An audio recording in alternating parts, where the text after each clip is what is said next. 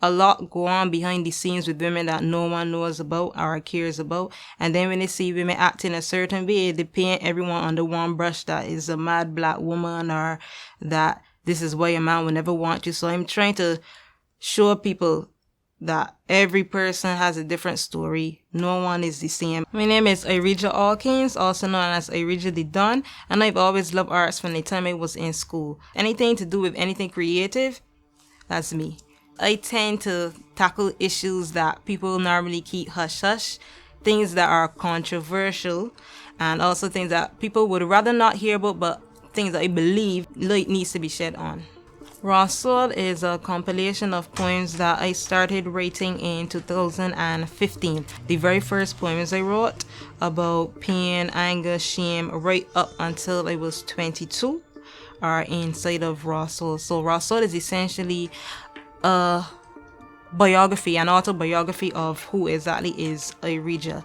It's a look into my soul, as the title suggests, and it deals with a release of all of the emotions that I've been feeling between the ages of 18 to 22.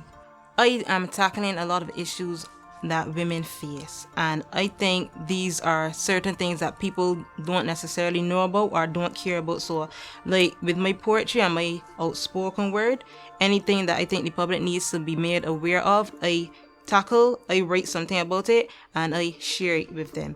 So in this particular book, I'm dealing with feminine health issues. I'm dealing with things that teenage girls face, sexual harassment online, in the workplace, all of those kind of things. And also when girls go missing, very often, especially in the last few weeks, we've heard a teenager go missing and they usually come back home, but in my particular book, not all of them make it home. And I'm just trying to paint a scenario that it needs to be taken more seriously than I think it's being taken at this point.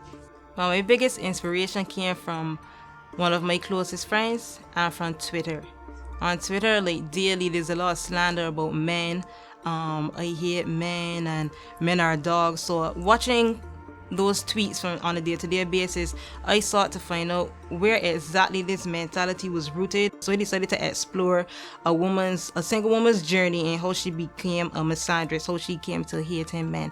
And from there, the other characters just created themselves. Everyone wanted a story. So I based them off people I know personally, not necessarily close to me, but people I observe and I see certain traits in, and I think I would like to explore their traits. So I've actually been interviewing a few women to get their journey, one of which is daughter of a pastor.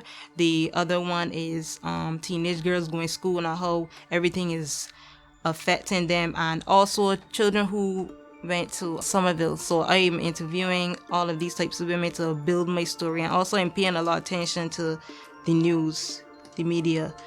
I've been reading a lot of the old cases, closed cases. I was even reading the Campus Strengths case recently. So anything that's talking about a lot of women, I'm researching so that I could get stuff. It has a lot of facts, but it's a book of fiction in that the characters have fictitious names, but it's a very true story.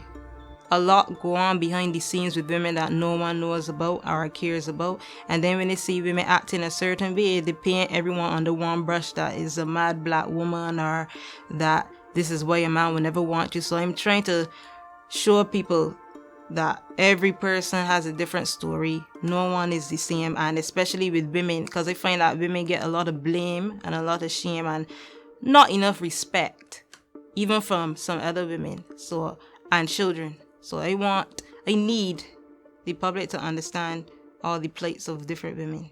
Well, it's a roller coaster emotions for me, because I'm finding out some things that I really didn't know people even my age were experiencing from a young age, in terms of verbal abuse, not even just physical, verbal abuse.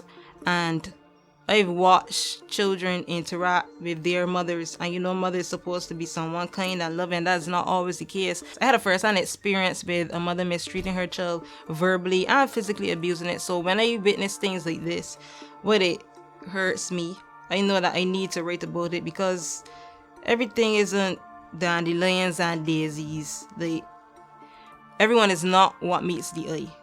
even somebody looking good on the road and thing, you never know what they're doing in their home or what they're even experiencing. So I think it's very important for me to shed light on these things. And I feel like women need to have an overall voice, and not just a voice keeping noise, running around saying women deserve this and that. The way how I do it, I weave messages into the book so that you cannot miss what I'm saying, but also that you can enjoy it, so it wouldn't be like an agenda behind what I'm doing. So how I started writing this book in particular, I wrote down the name of my main character and I said, okay, she is a misandrist. And then I wrote a little outline. I said, okay, we need to journey through her childhood, her teenage years, and we need to come up, because it was originally only supposed to be about one woman, focusing on one particular woman. So I drew an outline for her story to go through her past and bring her to the present to share her mentality. But then I realized other people in her story, their stories were also being affected by things that she did, or other people, other related people, because the book is very connected, and that all of the women know one another in some way. But I drew an outline for one character, and then the rest just wrote themselves. Everyone wants a voice, so another character might whisper in my ear and be like, alright, put me in, I got something to say. One of my latest inspirations is Kim Ramsey, because she's writing a book currently about unsolved murders, which deal a lot with women. I draw a lot of inspiration from Kim Ramsey as of late. Like the book that she's writing, I would like it to come up before mine.